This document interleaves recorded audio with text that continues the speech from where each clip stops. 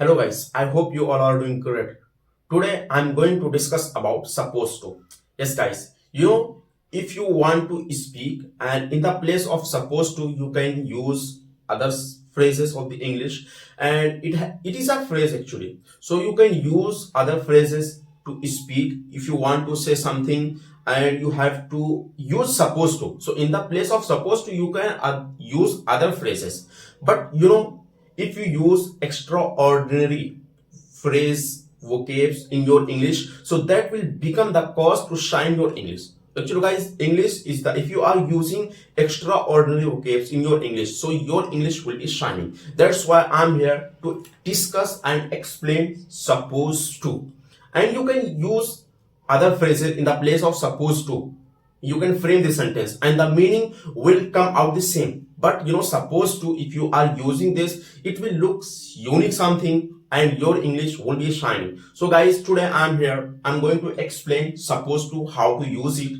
Okay, it has some uses. So basically I'm going to express 5 uses of supposed to, and I have written here and I will be telling you how to use. You can use in the present simple, present continuous, past simple, past continuous. So just stay and watch the video till end and you will be able to frame the sentence of supposed to, because it has few uses. First of all, I'm going to express how many uses it is having. Okay, and so I have written here. So guys, just I hope you will be watching the video till end. So guys, मैंने यहाँ supposed to लिख दिया है, ठीक है। इसके कई uses हैं।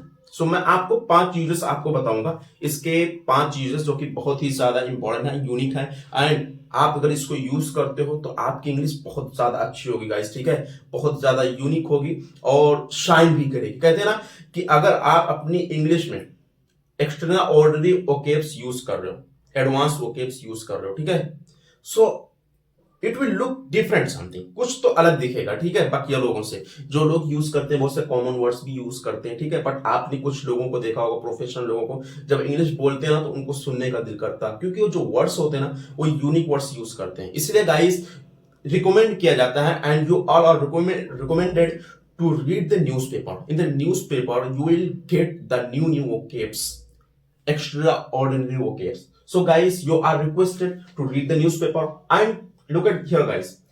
मैंने यहाँ पे लिखा हुआ है फर्स्ट जो आपका यूज है, टू एक्सप्रेस ओबिलाइगेशन। क्या आ गया?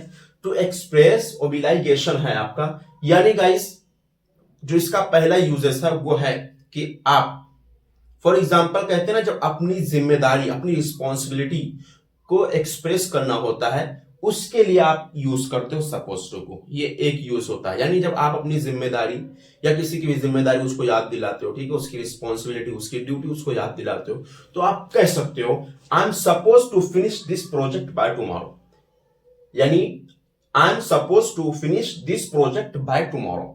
यानी गाइस ये कहीं ना एक आपकी रिस्पॉन्सिबिलिटी बता रहा है, यानी इस प्रोजेक्ट को खत्म करना कल तक, ये आपकी रिस्पॉन्सिबिलिटी, आपकी जिम्मेदारी है या आपकी ड्यूटी है कि आप इस प्रोजेक्ट को खत्म करो। You are suppose to finish this project by tomorrow, ठीक है, you are suppose to crack this exam, यानी आपकी जिम्मेदारी, आप इस एग्जाम को क्रैक करो, इस बार आपकी रिस्पॉन्सिबिलिटी। इस तरह से आप इसको यूज कर सकते हो। दूसरा यूज देखिए guys, to express expectation. Yes guys, expectation को एक्सप्रेस करने के लिए भी आप यूज करते हो सपोज टू को। फॉर एग्जाम्पल आप किसी से कुछ एक्सपेक्ट कर रहे हो। मैं एक एग्जाम्पल यहां पे लिखा हुआ हूं, you are suppose to be at the meeting at 2 PM, यानी मैं एक्सपेक्ट कर रहा हूं कि आप 2 बजे मीटिंग में मुझे मिलो। 2 बजे जो मीटिंग होने जा रही है, मैं उसमें आपको एक्सपेक्ट कर रहा हूं, आपका वहां होना जरूरी है, मैं आपसे उम्मीद कर रहा हूं, ठीक है। तो यानी एक्सपेक्टेशन को एक्सप्रेस करने के लिए भी आप सपोज टू को यूज कर सकते हो। You are suppose to not disappoint me, यानी मैं आपसे उम्मीद करता हूं कि आप मुझे डिसअपॉइंट नहीं करोगे, ठीक है। आपके पेरेंट्स भी आपको इस तरह से बोल सकते हैं। तीसरी जो चीज है गाइस, टू एक्सप्रेस इंटेंशन, यानी इंटेंशन गाइस, अपने इरादों को एक्सप्रेस करने के लिए भी आप बोल सकते हो। अपने जो आपके जो प्लान होते हैं ना, आप उसको भी एक्सप्रेस करने के लिए सपोज टू का यूज कर सकते हो।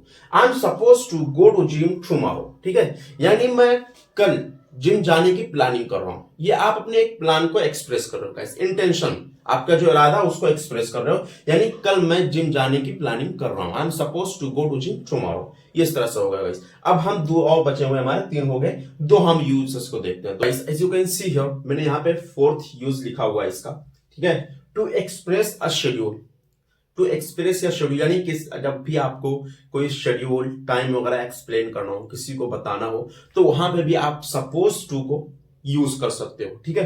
अब जैसे the bus is suppose to arrive at 5 PM, क्या लिखा मैंने, the bus is suppose to arrive at 5 PM। इससे गाइस आपको एक पता चल रहा है कि बस जो है वो 5 बजे आने वाली है, ठीक है, यानी उसका 5 PM का टाइम है। सो आप इससे एक शेड्यूल बता रहे हो, एक प्लान बता रहे हो आप, ठीक है, एक टाइमिंग बता रहे हो। This event is suppose to be held at 5 PM, at 6 PM, इस तरह से भी आप बता सकते हो, ठीक है, इस तरह से आप एक्सप्रेस कर सकते हो गाइस। ये आपका फोर्थ था। फिफ्थ है आपका टू एक्सप्रेस अ रूल और regulation, to express a rule और रेगुलेशन, आप इस तरह से भी बोल सकते हो, यानी जब भी आपको रूल रेगुलेशन वगैरह एक्सप्रेस करना हो, वहां पे भी आप सपोज टू का यूज कर सकते हो। You are not suppose to park here, ठीक है, कहीं पर भी आप जाते हैं तो रोड पे लिखा हुआ या किसी ऑफिस के किसी दुकान के बाहर लिखा हुआ आप देखते हैं कि पी लिखा होता है, आपका क्रॉस मार्किंग होती है, आप यहाँ पे पार्क नहीं कर सकते हैं। इफ यू पार्क देयर, तो कभी कभी कैसा होता है, गाड़ी हम कहीं भी पार्क कर देते हैं और फिर म्युनिसिपालिटी वाले आके उठाकर लेके जाते हैं, ठीक है। तो you are not suppose to park here, यानी आप यहाँ कार नहीं पार्क कर सकते। इससे एक पता चला ना, रेगुलेशन यानी रूल और रेगुलेशन पता चल रही है, एक रूल है भाई कि आप गाड़ी यहां नहीं पार्क कर सकते। ओके गाइस, ये थे आपके 5 यूजेस। अब इसको जो है आप प्रेजेंट सिंपल में तो यूज ही कर सकते हो, नेगेटिव में भी यूज कर सकते हो, जैसा है you the bus is suppose to arrive at 5 PM, ये आपका गाइस सिंपल है, प्रेजेंट सिंपल है। अब अगर आपको कंटिन्यूअस बनाना है फिर, so the bus is suppose to be arriving at 5 PM होगा गाइस, क्या होगा, the bus is suppose to be arriving at 5 PM, to be arriving, ING लग जाएगा, अराइविंग 5 PM, इस तरह से होगा गाइस। इसी तरह अगर आपको पास्ट का बनाना है तो द बस वॉज, इसकी जगह क्या लग जाएगा guys, was, the bus was suppose to arrive at 5 PM।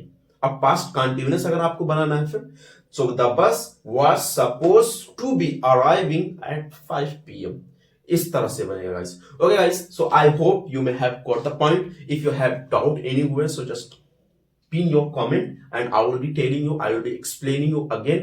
Okay guys, I hope you may have got it. So you will be able to frame the sentence of supposed to, you can use it and shine your English. Thank you.